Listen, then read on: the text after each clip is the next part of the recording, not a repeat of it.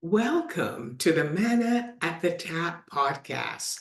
I'm Gloria and I host Tapestry Ministries, an online spiritual formation community.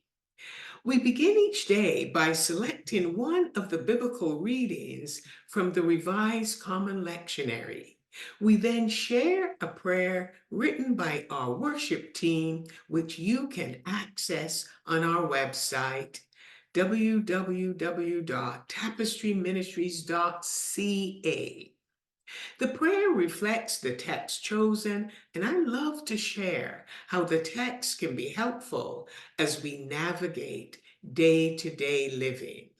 I talk about the text using the art of storytelling. What I enjoy the most is telling stories about the lives of the biblical characters so they can become spiritual food for the day. It's called Manna, Manna, which means what is it? Manna is associated with the children of Jacob who left Egypt and wandered in the desert. The food provided for them seemed strange because they had to pick it up early in the morning before the heat of the day caused it to decay and spoil.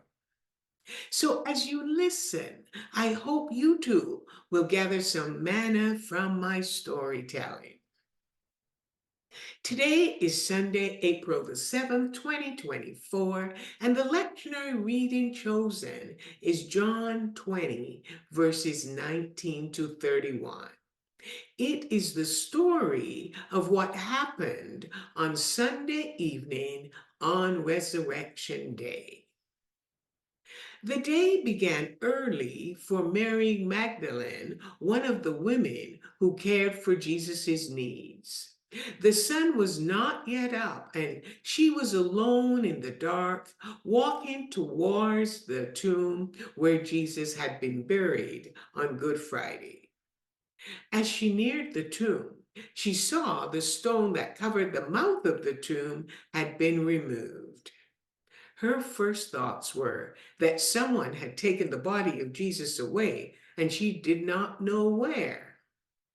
You see, there had been rumors that the disciples would steal the body, but all she wanted to know, where is the body of Jesus so she could get it and care for it. She called for Peter, and he brought John, the disciple Jesus loved, to see for themselves that the stone had been taken from the mouth of the tomb. So they went in, but came out without saying anything to her, and they returned home. As she was outside the tomb weeping, she began to move towards it until she could look in, and that is when she saw two angels seated where Jesus' body had been. Peter and John certainly did not see these angels when they went in. The angels asked Mary why she was crying, and just as she was about to tell them someone had taken her Lord away, Jesus came in, but she did not realize it was he. Jesus asked her why she was crying and who are you looking for?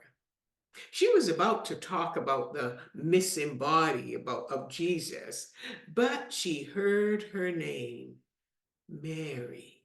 She recognized this was the voice of her teacher, Jesus. She wanted to cling to him, but he told her he still had to ascend to his Father and God. Right there and then, listen carefully. Jesus commissioned Mary Magdalene as an apostle to the apostles.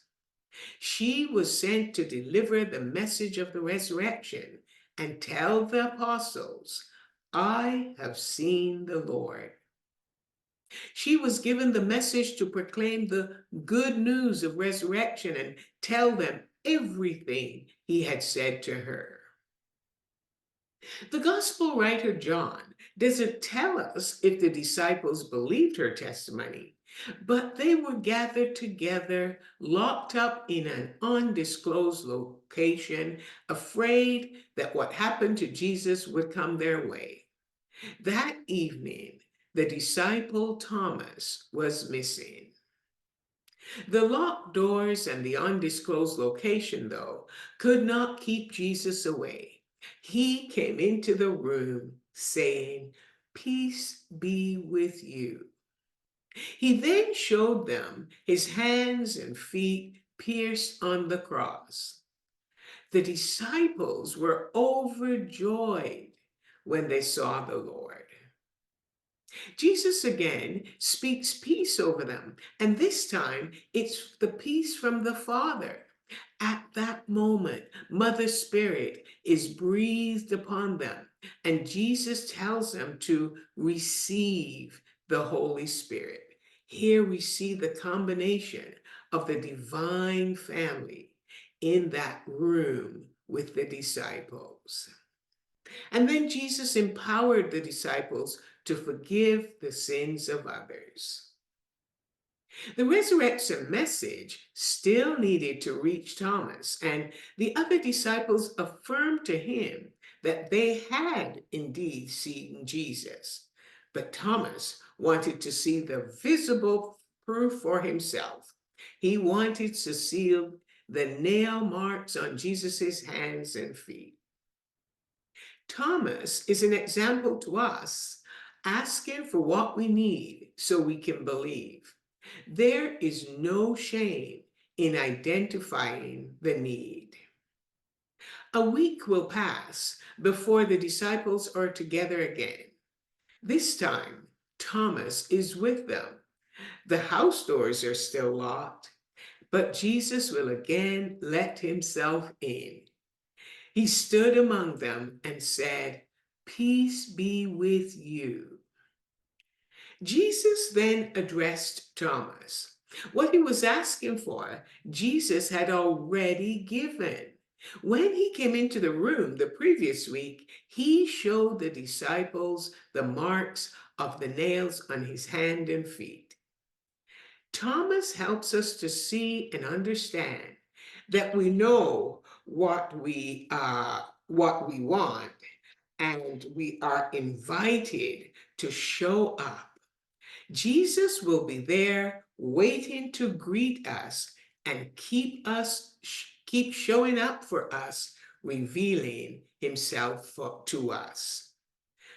Whenever we read the gospel stories repeatedly, Jesus reminds us that his body was broken for us on the cross so that we might glory in all that he has done for us. In the meantime, we can hold on to the peace he offers us. His is the peace he leaves with us and gives us. It is the peace that keeps our hearts from being troubled and being afraid.